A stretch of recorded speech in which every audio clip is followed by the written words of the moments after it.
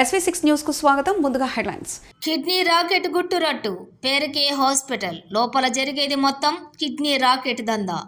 Hyderabad Saroor Nagar doctors కాలనీలోని అలకనంద ఆసుపత్రిలో ఎలాంటి అనుమతి లేకుండా హాస్పిటల్ నిర్వహణ, ఎలాంటి ప్రభుత్వ అనుమతులు లేకుండా కిడ్నీ మార్పిడి జరుగుతోందన్న సమాచారంతో ఎల్బీ నగర్ ఏసీపీ కృష్ణయ్య, రంగారెడ్డి జిల్లా డిఎంఎన్హెచ్ఓ వెంకటేశ్వర్లు, డిప్యూటీ డిఎంఎన్హెచ్ఓ గీత, సరూర్ నగర్ పిహెచ్సి వైద్యులు అర్చన, జిహెచ్ఎంసి అధికారులు, సరూర్ నగర్ పోలీసులతో పాటు సిబ్బంది సంఘటన హాస్పిటల్కు చేరుకుని తనిఖీలు చేపట్టడం జరిగింది. అమాయకుల్ని ఆసరాగా చేసుకుని సరూర్ నగర్లోని అలకనంద హాస్పిటల్లో కిడ్నీ రాకెట్ దందా కొనసాగిస్తున్నారు. ఇతర రాష్ట్రాలకు చెందిన అమ్మాయిలకు డబ్బులు ఆశ చూపి పక్క రాష్ట్రానికి సంబంధించిన డాక్టర్లను తీసుకొచ్చి ఇక్కడ ఉన్న హాస్పిటల్ వాళ్లతోటి కుమ్మక్కై కిడ్నీలను విక్రయించి డబ్బులు దండుకుంటున్నారు. ఈ విషయం బయటకి వెలుగు చూడటంతో మెడికల్ ఆఫీసర్ హాస్పిటల్ వద్దకు చేరుకుని పోలీసుల సహకారంతో విచారణ చేపట్టడం జరిగింది.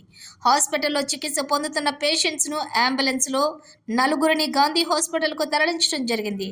ట్రీట్మెంట్ మధ్యలోనే వదిలిపెట్టిన హాస్పిటల్ వైద్యులు, హాస్పిటల్లోని అందుబాటులోని వైద్యుల సిబ్బంది వీళ్లంతా కర్ణాటక, తమిళనాడు రాష్ట్రాలకు చెందిన వ్యక్తులుగా ప్రాథమిక సమాచారం.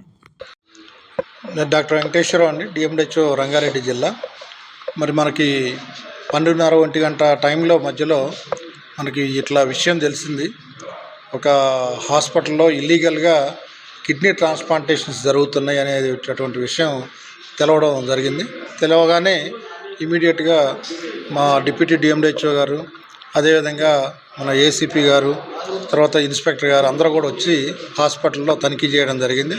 తనిఖీ చేస్తే ఒక 2 డోనార్స్, 2 రెసిపియెంట్స్, అంటే కిడ్నీ ఎవరైతే ఇచ్చారో వాళ్ళిద్దరూ, అదే రకంగా కిడ్నీ ఎవరైతే తీసుకున్నారో వాళ్ళు నలుగురు కూడా పేషెంట్స్ బెడ్స్ మీద పడుకోవడం గమనించడం జరిగింది. మరి ఇమీడియట్గా డాక్టర్స్ ఎవరు, ఇక్కడ హాస్పిటల్ మేనేజ్మెంట్ ఎవరు అని చెప్పేసి వాళ్ళ కోసం వెతికితే ఎక్కడా కూడా దొరకకుండా వారందరూ కూడా పారిపోయారు. ఎవరు తప్పించుకొని ఎవరు కూడా లేరు. ఆ తర్వాత హాస్పిటల్ మేనేజ్మెంట్ ఎవరైతే ఉన్నారో సుమంత్ అనేటటువంటి వ్యక్తిని మరి పోలీసు వారి సహకారంతో పట్టుకోవడం జరిగింది.